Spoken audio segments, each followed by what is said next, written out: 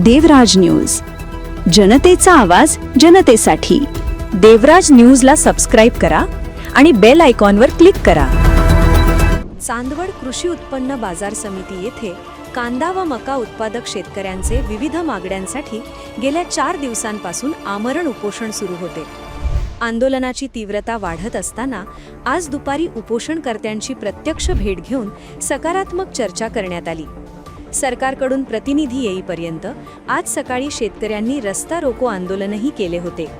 परिस्थितीचे गांभीर्य लक्षात घेऊन नियोजित दौरा बदलत तातडीने चांदवडकडे रवाना होत उपोषणकर्त्यांशी संवाद साधण्यात आला।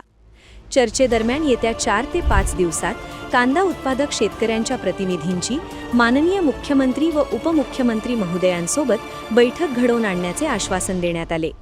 या आश्वासनावर विश्वास व्यक्त करत शेतकऱ्यांनी आभार मानले व लिंबू पाणी प्राशन करून आपले उपोषण मागे घेतले।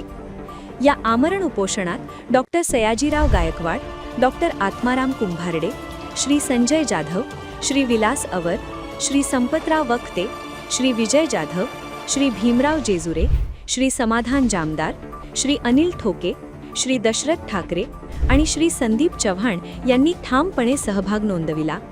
यावेळी कृषी उत्पन्न बाजार समितीचे सभापती श्री नितीन आहेर, शिवसेना जिल्हा प्रमुख श्री सुनील पाटील, खासदार शोभाताई बच्छाव तसेच खासदार भास्कर भगरे आदी मान्यवर उपस्थित होते। सरकारचा एकाही प्रतिनिधीने आमची दखल या ठिकाणी घेतली नाही। आज जोपर्यंत सरकारचा प्रमुख प्रतिनिधी या ठिकाणी येत नाही तोपर्यंत आम्ही आमरण उपोषण सोडणार नाही।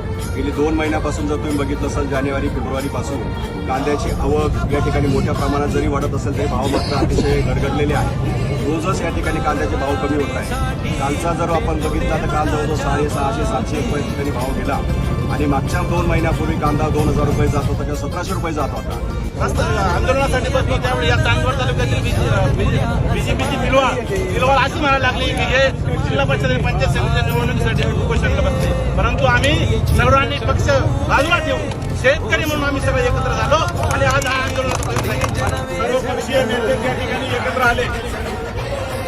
या आंदोलनामध्ये कुठलंही राजकारण नाही।